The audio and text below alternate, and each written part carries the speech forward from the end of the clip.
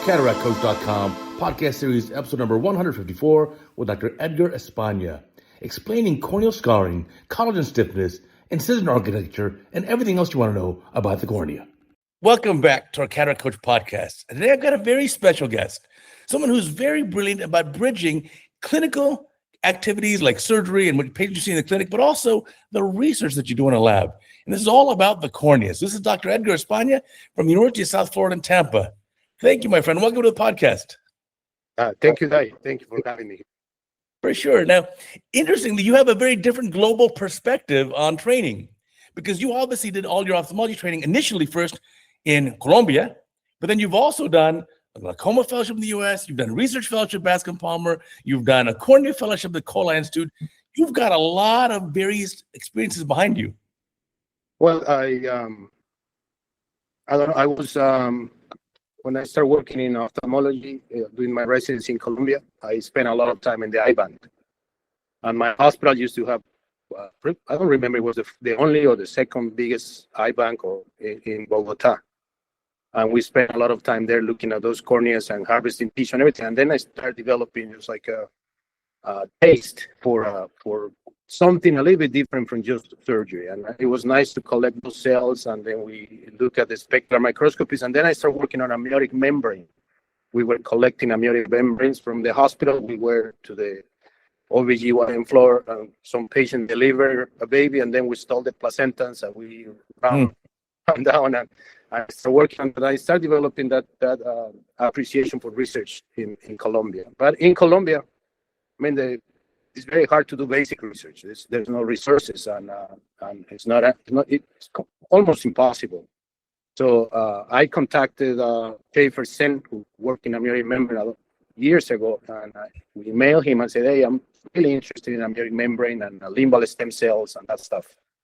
And he emailed me like 2 minutes later, said, "If you want to come, please come." And for some of you that may know, from Bogota to Miami is like 3 hours flight. It's just pretty easy, pretty quick. So I just came and I started working on that, and I really enjoy. And every month after month, I started developing more and more passion for research. And it has been it's a different perspective. I mean, these guys or people that mentor me, they have like a different perspective of ophthalmology and clinical work. And you see a patient, but you're not only looking at the cornea and the sutures and the astigmatism, but you're also looking like at the keratocytes and the nerves. I don't know. It's a different perspective. And that's what I like the most. Yeah, what's amazing is that you have such a varied experience. You took the best of what you learned in Colombia, the best of what you learned in the Schaefer Saying, the best of what you learned in your fellowship at so many different institutions, and you kind of bring all that together. So it gives you a different perspective. Like, I may not have great perspective because I did all my training only in Los Angeles. Well, when I was in Colombia, again, I worked at the eye bank, and I met in my residency program. It was a fantastic program because the training was exceptional. My first day I took call for ophthalmology. My senior told me, "Hey, let's go downstairs to the emergency room, see what's going on." And this is the biggest public hospital in Bogota, Colombia, in a very hot zone in the 90s, and very dangerous there. So I went downstairs to the emergency room, and there was people dying on the floors. There were students putting chest tubes, and it was like, oh my God, this is just unexpected. And that's kind of the hospital where I trained at the beginning, and residents were supposed to do everything. So you have an emergency case, or you have cases. The senior was the teaching you, and the first year was doing the case pretty much. The attendants were available most of the time, but sometimes if you have a complication, you had to resolve everything. So it was a nice experience to be a surgeon. You become used to bad cases and not to having all the instruments and not to having the best equipment and that stuff. But there was no research, so it's different. And then I have been here. I was here in big institutions here where you have all this equipment, these people that's very experienced, very dedicated. I mean, it's very nice to see how things have changed too. But it's different. I don't know how to explain it to you. But it's nice to have that in your head. So when you're doing some difficult case or some weird case, you know that you could do it with less equipment and less instruments. So you relax, take a deep breath, and say, "Well, let me think. We can do this or we can do that." You still remember those times. Right. You learned by doing, especially in the early years of residency.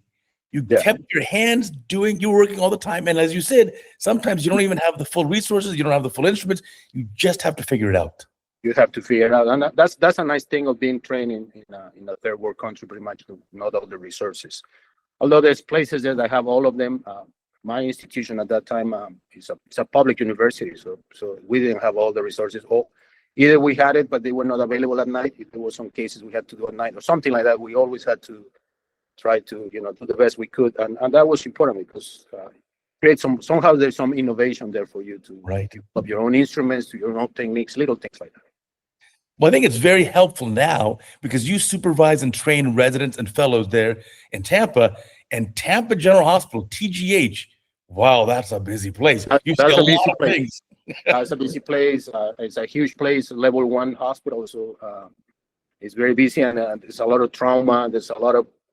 We do a lot of complex cases, and also we do a lot of patients that cannot go. And they cannot go.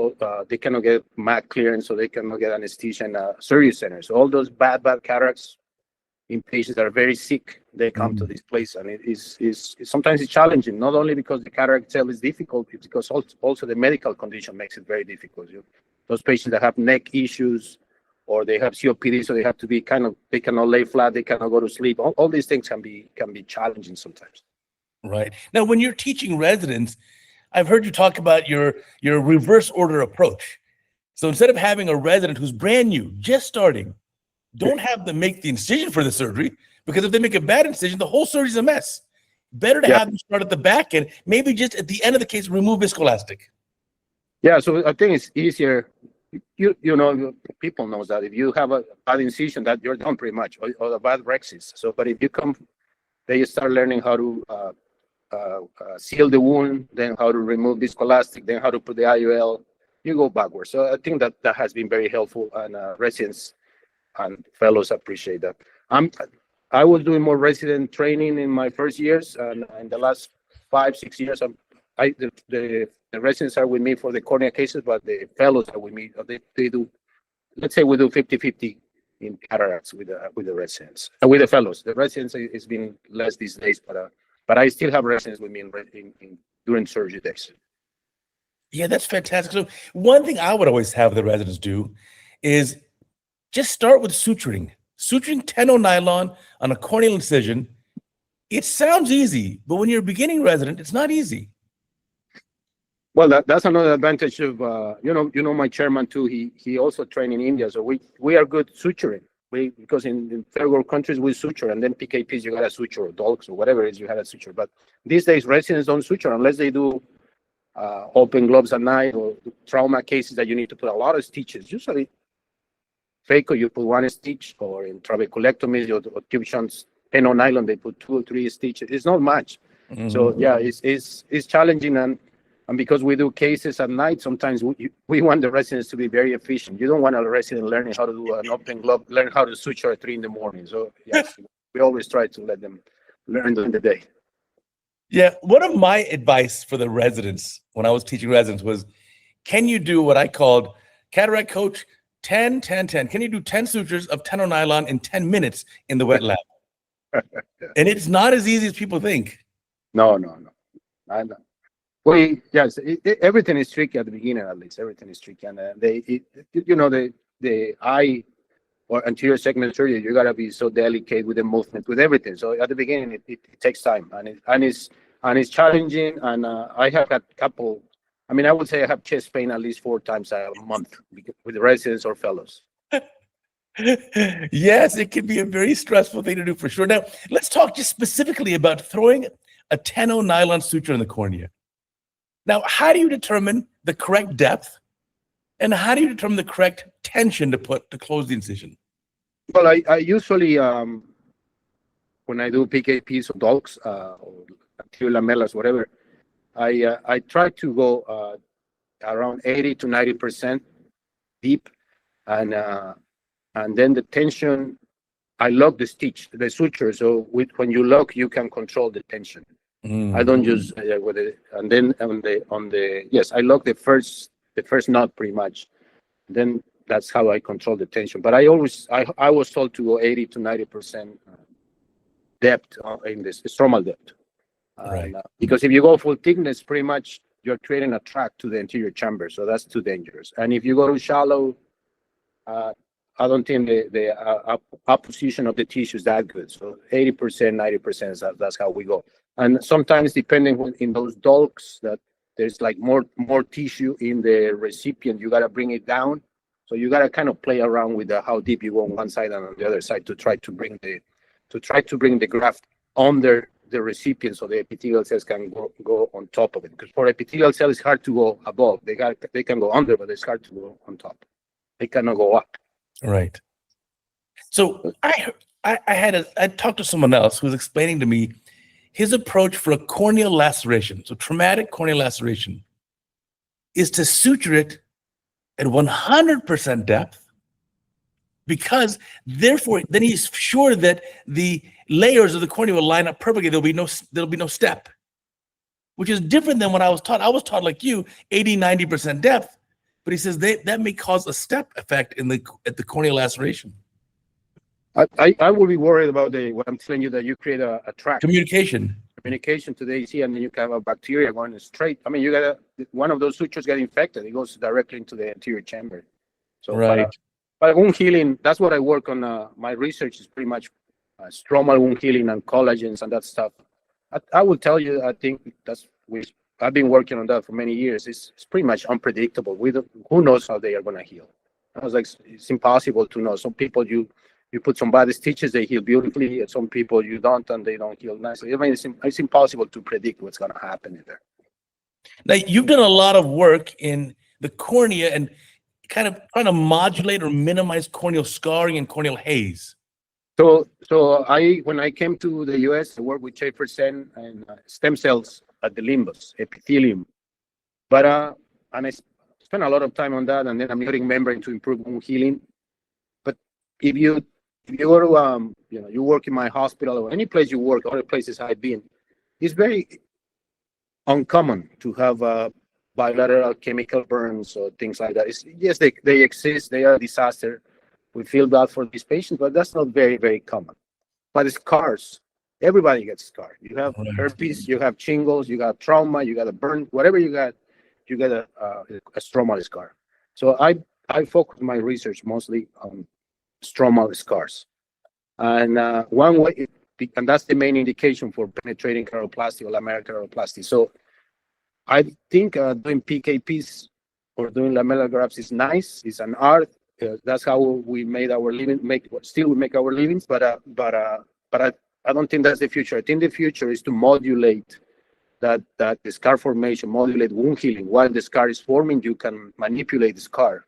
So instead of having a thick scar, you have a mild scar that you later on you just put a hard contact lens and you still can see decently. Not 20/20, but you still can get a nice 20/30, 20/40. That's what I've been working on mostly, trying to modulate how severe the scars become, or how to modulate the formation of scars, to ameliorate the formation of scars. Is there something we can modulate? Can we modulate the TGF beta? Is there something we can intervene? So there's many ways you could modulate, and that's what we do these days. Like PRK, you pretty much are modulating scar tissue by killing the fibroblasts or the myofibroblasts or keratinocytes with mitomycin C. That's pretty much what PRK does when you use mitomycin C. My work is we let the corneals, we create lacerations or abrasions in mice, stromal abrasions, and then these are all transgenic mice. And when the scars start forming, we start manipulating either TGF beta or collagens. So the cells, after an injury, they start depositing a lot of collagens because that's normal. That's a normal defense mechanism.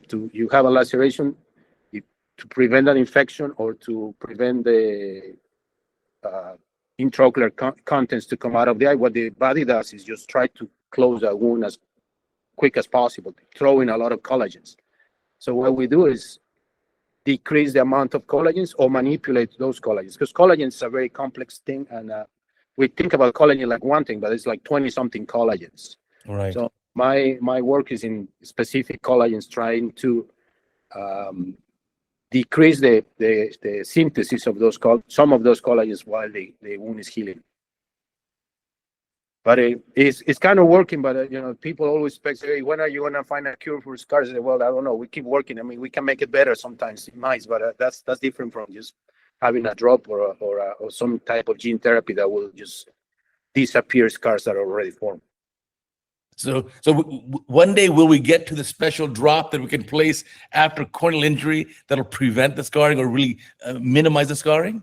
I think that there's when we talk about scars, I think there's two ways to work on them. One is to prevent when it's forming. So somebody has to say something, a bacterial ulcer. You wait for the epithelium to close, and when the scar is forming, you can do something chemical therapy. I mean, some chemical gene therapy. You can do something in there, and that's one thing to do. I think that's the easiest way to do it, because you still can control something that is forming, because the cells are depositing collagen, like putting bricks and concrete in there. So you can stop them, say, don't do that much. You're doing too much. That's one way. The other way, which I think is almost impossible, I don't think it's possible, but whatever. Some people think it's possible. Once you have a big, thick scar, to do something like they are injecting keratocytes or stem cells or stromal stem cells or mesenchymal stem cells, they inject it in there, and they think this is going to clear up, dissolve the scar and synthesize new collagen in an organized fashion. But I don't think it's possible, but some people work in that. Because one of the reasons I'm an ophthalmologist, and I was telling you about the eye bank, is the first time I saw the cornea, I said, how is that possible that you can have a tissue that is so clear and transparent? I mean, and if you look at books from I don't know, from history or whatever, everybody's looking through the soul of your soul through your cornea, pretty much. Right. Such a fantastic tissue. Is the vitreous and the cornea the only tissues in the body that are avascular and clear? That's the only two tissues in your body that are avascular and clear: the vitreous and the cornea. So everything is challenging, I would say, to make it clear again. It's the arrangement of the cells when the cornea is forming.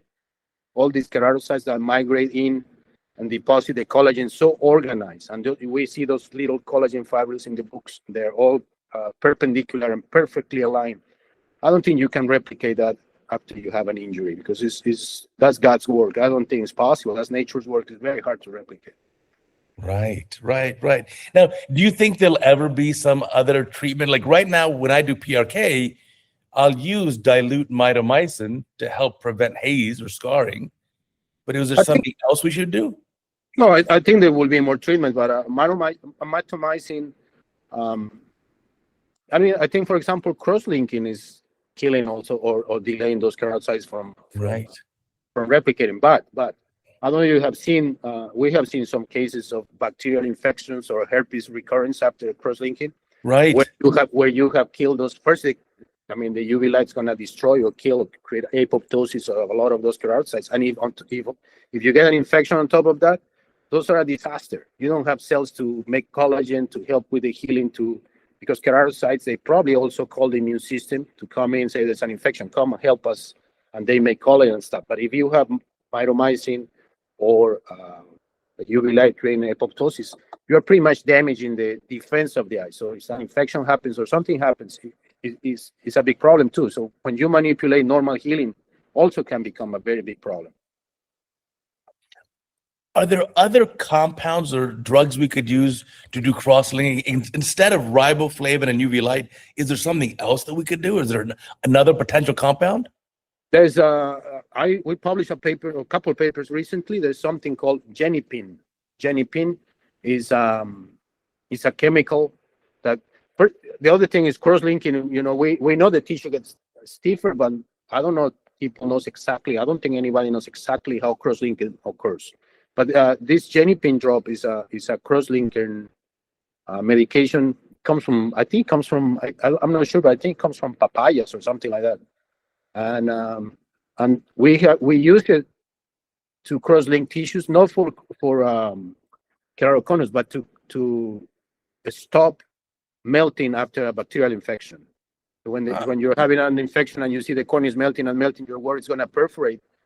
I have a study with Dr. Avila in Bogota, and he put it in. I think we had 7 patients or something like that, where he put this compound on the cornea, and it slowed down the melting because the cornea got stiffer. So that way, it's harder for these collagenase and metalloproteinases to destroy the collagen, because now the tissue is stiffer, so it's harder to break. And it helps, so prevented, or it slow down at least perforation. It doesn't kill the bacteria, but it helps you from getting a PKP at night. Yeah, I had not heard of the medicine. I had to look it up. It's for my audience. It's GENIPIN, Genipin. Yeah, Genipin. There's papers on that, and it's not only used for the eye. I think they have used it in tendons and other stuff.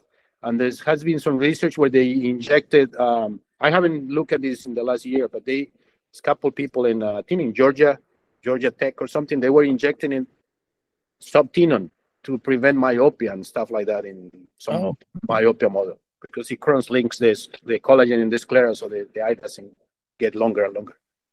Wow, interesting. Maybe we could use it even just to modulate the corneal curvature.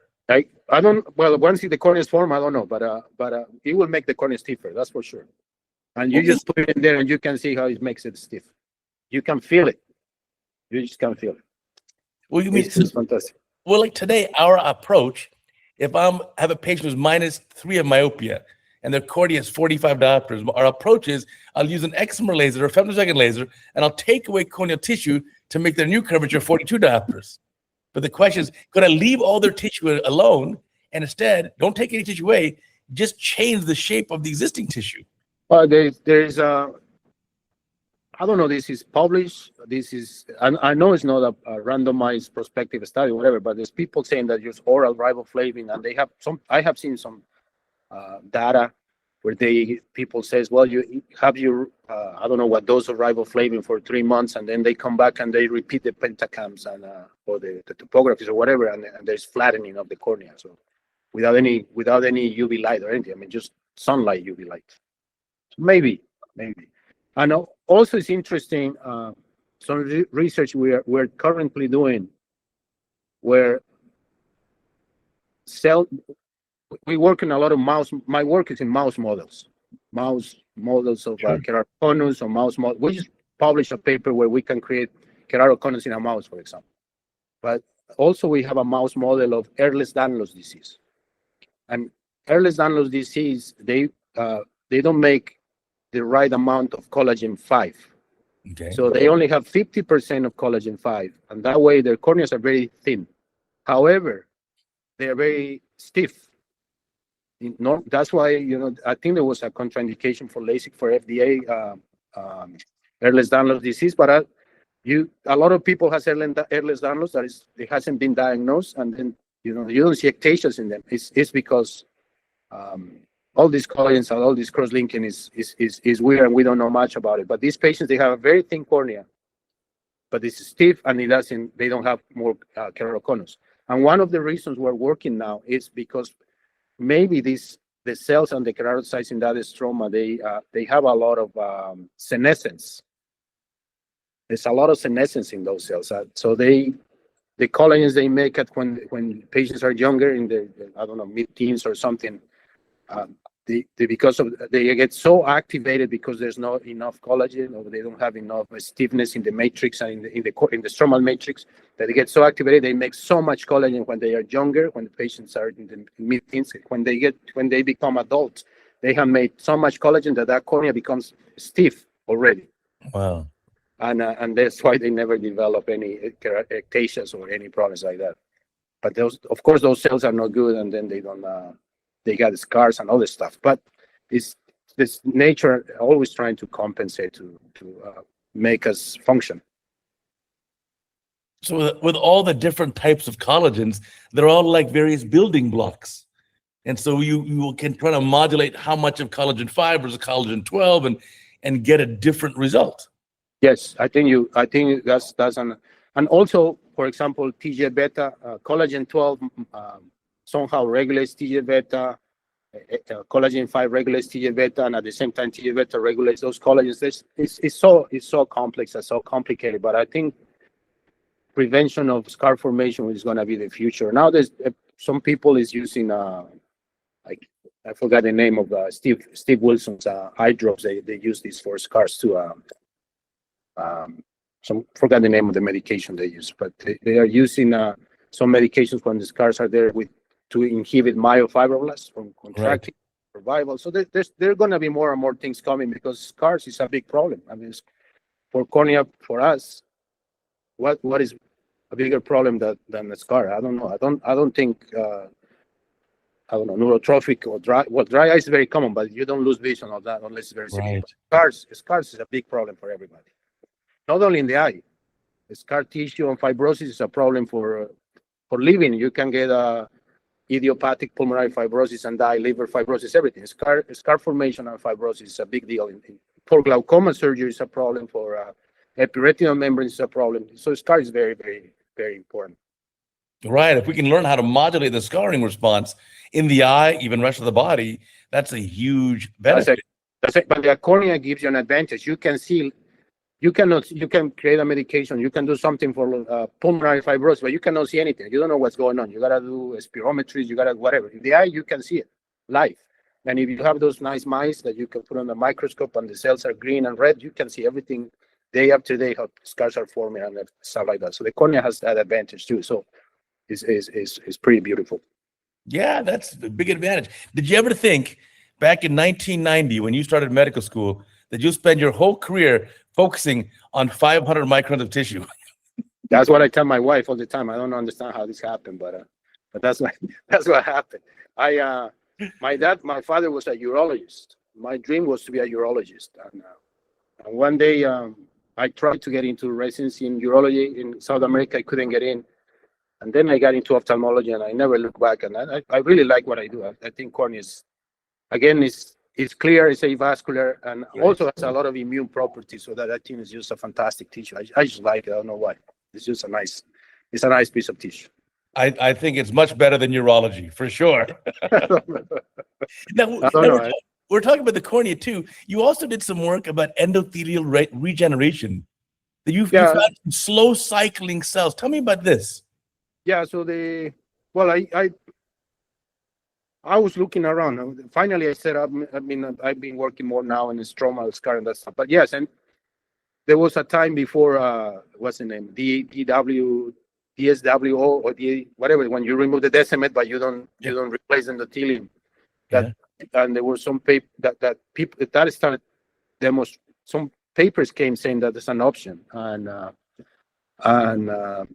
most animals, the endothelium replicates, and you scratch the endothelium in a mouse, in a rabbit, they replicate, they come back, they can form they replicate, new endothelial cells will form. They don't get larger, they just replicate and replenish.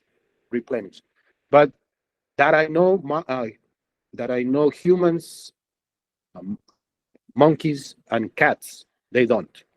The endothelium doesn't replicate. So I work a lot on that. Not a lot. I work some on that. I've been always fascinated by the endothelium. And one of the things we did is we inject some kind of stem cell marker into the blood of mice, and then we create some injuries and start looking. And we did not expect to have those markers in the periphery of the endothelium. So we found that the peripheral endothelium has some markers for progenitor cells and stem cells. So they are not supposed to have it because they're supposed not to replicate, but there's some in there.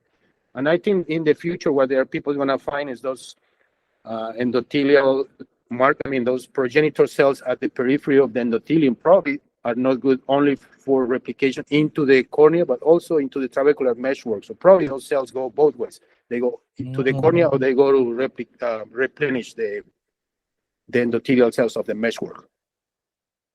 One time I was thinking with somebody, we were thinking that when you do SLT, I think nobody knows how SLT works. Maybe you're just killing the old cells and allowing a space for new progenitor cells from that area to just go back and replenish, repopulate, and bring new function in there.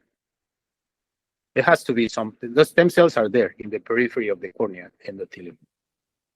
So if we have a patient now where I've also seen when someone does DSO, decimate stripping only, so they just take off the central decimate layer, and by some magic, those progenitor cells replenish the endothelium in that one area where they were stripped off. So is there a way we can wake up those cells so we don't even have to do that part? Wake up the cells to replenish and endothelialize that layer. Yeah, I don't know. I mean, I think it's very difficult, and also you gotta think that one thing is to have fuchs, and a different business is having a bullous keratopathy, because fuchs, I think you remove the gutta, which pretty much is a lot of collagen. Not collagen, but extracellular matrix, collagen and other things. You remove that so you can see fine. You're removing the obstruction of the gutta, but the rest of the endothelium I think is functionally normal. So it will slide in, maybe a little bit it replicates in the periphery, maybe I don't know, but then it will slide in and create a new basement membrane, and you will have a new membrane on the stroma, so it will work. But in bullous keratopathy or like PAS or something like that, that's a different business, because everything is damaged all over, all the way to the meshwork. So for those are more difficult. But Fuchs, I think, is just easier because you are creating a significantly, I don't know if it's small or big, but an injury that you can replenish just by sliding in and maybe a little replication. For Fuchs, maybe, I think that's already done, and I think that's going to get better and better. There will be some pathway. One of the problems is to get that medication inside the eye too. I don't think those medications we use as eye drops are penetrating that easily. And if it penetrates, I don't know how long they last. You put a drop, it goes there for a few hours and then disappears. Right. But I'm sure there's going to be some medication that stimulates proliferation of those cells somehow. And for Fuchs, it will work. I don't know for bullous. Bullous is different because everything is damaged. Right. No, it's interesting. Yeah, you just can't, the eye drop won't penetrate well. If you inject into the anterior chamber, the problem is the AC turns over too fast. It won't last more than a couple hours. So maybe you'll have to inject it sub-tenon, something to help keep it around. I don't know. That's one of the problems of the cornea, that we are so well protected by the epithelium to prevent infections that nothing penetrates there easily. Right. Now, in terms of surgical corneal disease, we've seen a lot of change over the last 10, 20 years. When you and I did our training 30 years ago, it was all penetrating keratoplasty. That was the only option, penetrating keratoplasty. Then we started moving now to more lamellar treatments. And we went from, for the end of the, we went from DSEC to now to DMEC. Are we soon going to go towards injection of just the endothelial cells directly? I think so. I'm not working on that much, but I think that's already. I think Dr. Kinoshita, I think is the name. He used to work on that. And I think somebody in California and Stanford, something is working on that. They culture the endothelial cells, and then with some magnets or something, they attach it. They put a contact lens that's metallic, and they attach some magnetic beads to the endothelial cells that they inject into the anterior chamber, and then you gotta be face down, so they attach to the back of your cornea. So I think people is working on that. The problem with endothelial cells is they replicate, but they have a tendency to become fibroblasts. So one example is when you have a retrocorneal membrane after injury or trauma. Sometimes you get those retrocorneal membranes. Some people think some of those membranes come from proliferation of endothelial cells, and they proliferate, but they lose their properties. They are not nice. They don't pump fluid anymore. They become like fibroblasts. So there's issues there when if you do any of these procedures with cells, cell transplant or cell therapy, they can become fibroblastic and then create membranes in the cornea, instead of having a nice function as a pumping, instead of having a pumping mechanism. Right. Who knows? I mean, things are going. I mean, DMEC. I still cannot believe DMEC, how beautiful and how perfect that surgery is. And if you can do it efficiently, that's Dr. Goroboy. I have one of our fellows used to work with him. 10 minutes, one DMEC, just a couple drops of tetracaine, no stitches. It's amazing. Right. Now let's talk about more surgical topics here, about making corneal incisions. So we know the cornea changes with age. We know if you make an incision in a young child, the cornea is too elastic. It's not going to seal as well.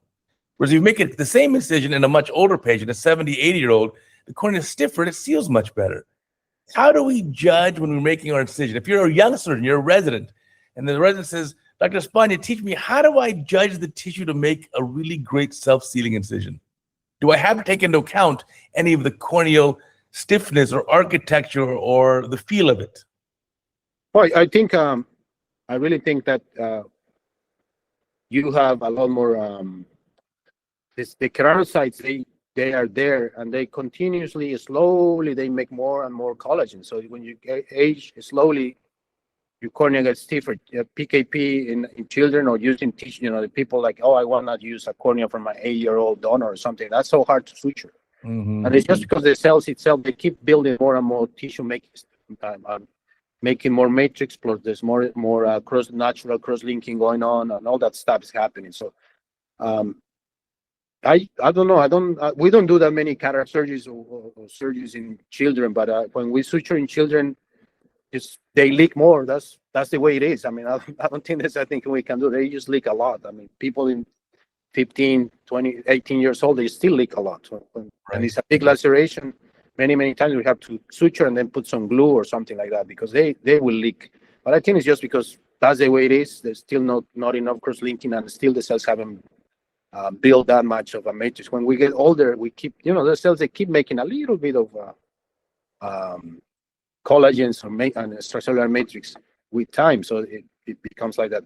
And there's special cases too, with, the myopes of patients that have arcades because they were myopes before. The surgeries are complicated. You're so glad you didn't go through one of those cuts and then the wounds leak or something happens in there. So I gotta put stitches all over. I mean, just that's the way it is. Right. Biology, I guess, and nature. Right, for sure. I do a lot of radial keratotomy patients for cataract surgery. Yeah. Sometimes 100, 200 in a year. Sometimes it's a lot. And so one of my things is, first, I never, ever intersect the arcade incisions. So if they have 12 or more arcade cuts, I'm going to make a scleral tunnel. I'm always going to suture my scleral tunnel. And then at the end of the case, I will put a fluorescein strip and check all the arcade cuts with a dye leak test, just to be sure nothing's leaking, because you never know. Never know. Yeah, because the tissue is bad. It's not you, it's nothing. It's just the tissue is too bad. I mean, the collagen is bad. I would say the collagen is bad. Right. Yeah, I have had patients with residents doing arcades being a problem, and sometimes has been my, you see there's only 4 cuts, and you think the blade's gonna go, and then suddenly intersects, and then becomes a problem. Then you don't see it, but then when you're doing the removing viscoelastic or something, then suddenly you see the fluid coming out. Whatever. And sometimes it's not just putting 1 or 2 or 3 stitches. It's hard to close up because those intersections are very hard to suture. For sure, absolutely. Because people don't realize sometimes, because I've never done radial keratotomy, so the young surgeons have certainly never done it.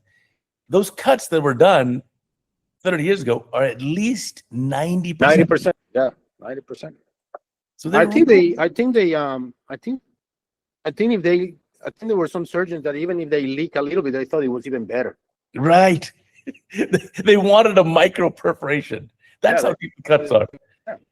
And we have seen a couple cases of bad infections in there, either bacterial or mycobacterial in those deep cuts.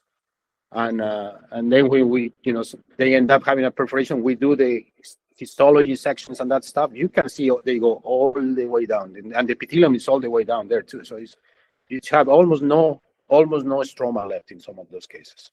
Almost. Yeah, got to be very, very. And then some surgeons used to do the arcades, and then I don't know, LRIs, arcoids, whatever you call those. Yeah. Astigmatism. So it was just crazy. I mean, you have no space. You have to go scleral tunnel, as you said. Yeah, and it's the better option. Don't touch the cornea. Do the scleral tunnel instead. No, I have done few cases. There was case when I just got here, maybe I don't know, 2 years after I was in practice here, and a famous cataract surgeon went through. He was trying to go through between 2 cuts, and I end up that night putting a little corneal patch because he couldn't. He put a lot of stitches, still couldn't close it. Sent it to the hospital, and then I tried to put more stitches. Now I had to put a little patch graft in there. We couldn't close it. It's impressive.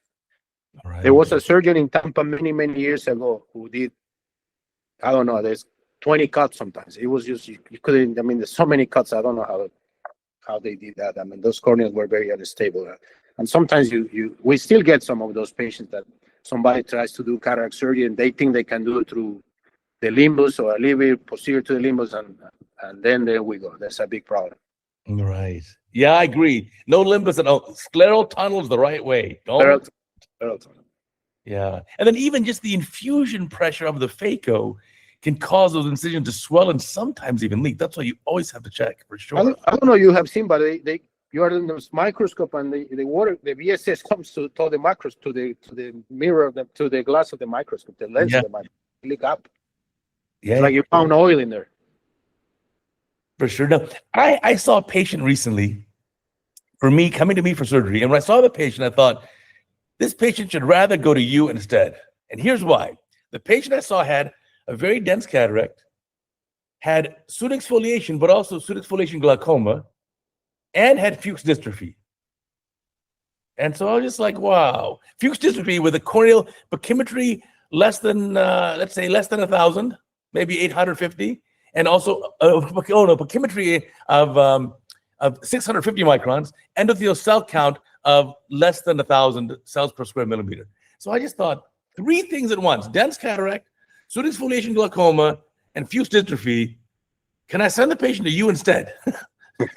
Well, I think in that case, maybe I would be more worried about the pseudoexfoliation than anything else, because the rest, as you said, DMX fantastic. So, we can fix that. But the pseudoexfoliation is tricky. Those you don't know what you're going to find. They may look bad, and then you go in, it's not that bad. But sometimes you go there and you don't even touch that eye, and that lens is moving all over. So those are scary. Those cases are complicated. Unfortunately, I have here Dr. Ayala. He loves those pseudoexfoliation cases.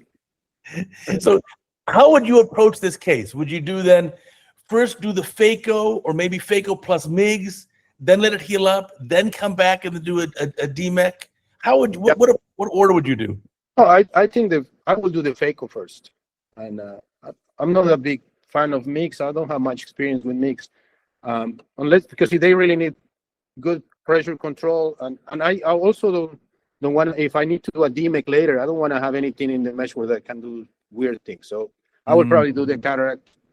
I don't know, you can put if you don't drop it, you can put your capsular tension ring to help, whatever it is. And then I will wait and see later on, come back and probably if the corneal thickness is that thick, I think patient will benefit from a DMEC. So I like your idea, staged approach. So do the cataract first. Hopefully it'll be stable and you'll have good, secure IOL placement in the bag. Yeah. Wait 3 months, let it heal up. Then if you need to go back, you will need to in this case, you go back and do a DMEC. Yeah, that's the best way. We like that way. Sometimes we have done, I've been doing a good number of phakic DMECs, which is like the opposite, because many times these patients that have Fuchs, they have, the corneas are weird. They are like irregular astigmatism, and you don't know it's because they really have irregular astigmatism or because the cornea has been swollen for a while. It's starting to form some subepithelial scar. And so we do the DMEC, phakic DMEC, and then we wait, and later on we go back and do the cataract. And that's been very helpful because the case changed significantly sometimes. Right. Significantly. But these cases with exfoliation, that's a different animal. Those you don't know what's going to happen in there. Yeah, I've realized that two things that I've kind of figured out. I learned from Alan Crandall, the late professor from Utah, who was brilliant, who said that the two big danger signs for him was if the patient has a shallow AC at the slit lamp, but a normal axial length, so 24 millimeter axial length, but then the AC depth is 2 millimeters. He says that patient, in the exam chair, lie them back so they're supine, and now look, is the AC deep? And if it is, he says that's a very bad sign because it means the whole lens iris diaphragm is so mobile. Yeah. And then it's a problem. Then you cannot do your DMEC. I mean, if you have to leave that patient in phakic or do something, then it's difficult. Vitrectomize or something. Those DMECs don't. Then you got to go back to dissect. Those are different. Yeah, those are different. Right, and then if you're going to do that, you better plan for the IOL to make the patient a little myopic, because if you're doing DSEC, it's so complicated, right? So many factors. No, but I think it's not the Fuchs, or the big cataract. Is the pseudoexfoliation the problem? Right. No, no, for sure. I think that's the bigger problem because, as you said, doing a DMEC or even doing a DSEC is not that difficult. But when you get a case with terrible zonulopathy, Yeah, that becomes a challenge. that's a challenge. I mean, I don't know. I personally, when I'm doing a case and I haven't done thousands of those, but I have done a good number of those, and things sometimes it's so bad you have to stop. I mean, there's nothing you can do. You just get out of the eye and close the eye, and retina has to come and fix them because it becomes the whole bit just comes forward. It's complicated. Right. Right. The dialysis can be pretty bad sometimes. Right. It sometimes is hard to predict. Sometimes you don't realize how bad the zonulopathy is until you actually go inside the eye.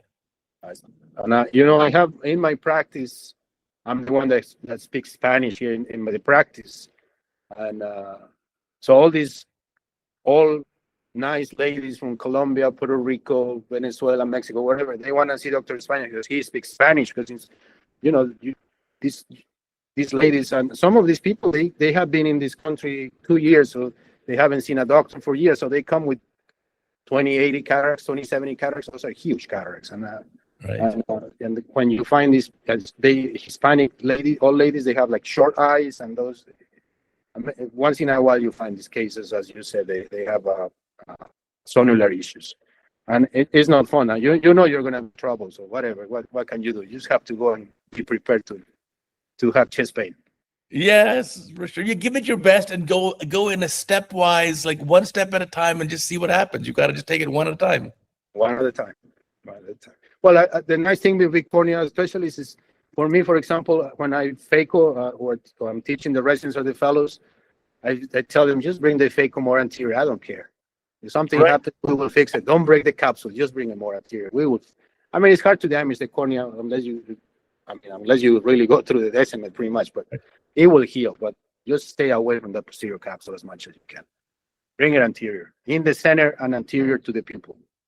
I think you're right. I do the same thing because the posterior capsule is 4 microns, and you can never fix it. If it breaks, it's done. Yeah, you're done. I mean, that's it. You cannot do an image after the capsule is ruptured, or you can. Right. It's complicated. Right. Now you're going to do a DSEC instead, and now you should have put in a Which is higher pretty power good. lens. I mean, the ultra thin DSEC is pretty decent too, but it's not the same. Not the same. Right. Right. Now, we've been finishing up here. Let's talk about, you have a neat thing because you have clinician and surgeon, but you're also quite deep into the science and the research. So you have both.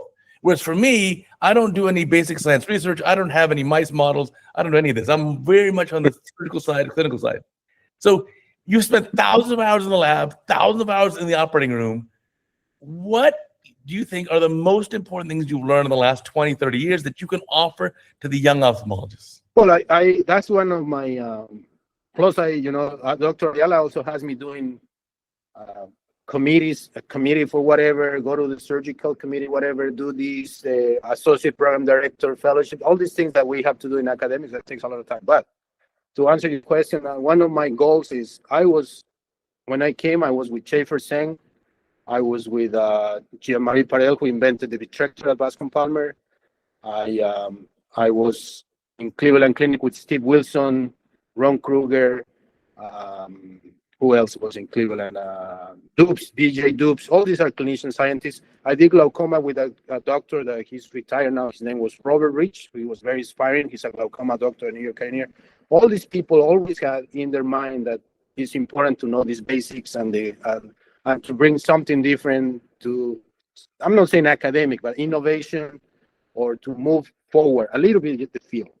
And I think this is the new generations need to learn that, because I think these guys, they only, it's not like they're going to come for 3 years and go and find a job. I think it's important they learn that we can move the field forward. And one of the ways to do it, I think one of the most important ways to do it is with innovation and research. Because still, I think if we can find cures for, in the cornea, for example, to do some cell therapy to get some cells there that build the stroma and then stop the keratoconus, makes the cornea thicker, or inhibits fibrosis and improves scars. Anywhere you see, or glaucoma, or somewhere. That's my goal. I always try to let residents know that we are doctors, but at the same time, it used to be that many doctors were Nobel Prize in medicine and stuff like that. We're losing that. We're moving more to be like, doctor that does stuff, see patients, but we're losing that part of innovation and research by physicians. And I think that's very, very important. But I try to push, and that's something I try to teach residents all the time, or fellows. It's becoming harder and harder. It's becoming harder and harder. I think that's a great point. For the young ophthalmologist, always ask why. Why are we doing it this way? Why does this happen? Stay curious. Figure out what could we do better. Stay curious. When you see a cornea in the slit lamp, yeah, it's clear, it's everything. But if you look deeper and deeper, you will see there are cells, there's millions of cells, there's epithelial cells, keratinocytes, immune cells going through, the nerves are there. So many things are going there.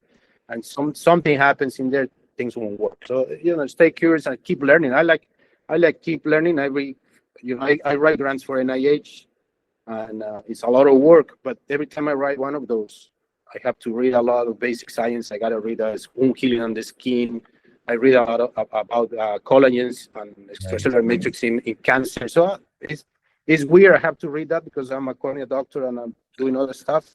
But I read that, and so I'm doing surgery, complicated cataract in the hospital, at Tampa General in the hospital, and I'm doing transplant. But I get home and I'm reading a paper on one of those Nature papers on immune cells in collagens and stuff like that. But I like it. That's the way my life has become in the last 15 years, and that's the way I am now. So that's the way it is. Cannot change that. That's beautiful. Well, stay curious and always keep learning. Keep learning. Otherwise this one dies. Brain dies. You're right. Again, I want to thank you so much. We've been talking for almost 1 hour now. I can't even believe it. So I want to thank you for doing this podcast. Thank you very much. I appreciate it. I had fun. It was a good time. Thank you so much. I want to remind our listeners and viewers, remember, we got a new podcast every Sunday on Apple, Amazon, Spotify, Google. Anywhere you get a podcast, you find the CataractCoach podcast. And of course, we have a new CataractCoach video every single day, almost 2,900 videos and counting. So until next time, I'll catch you later.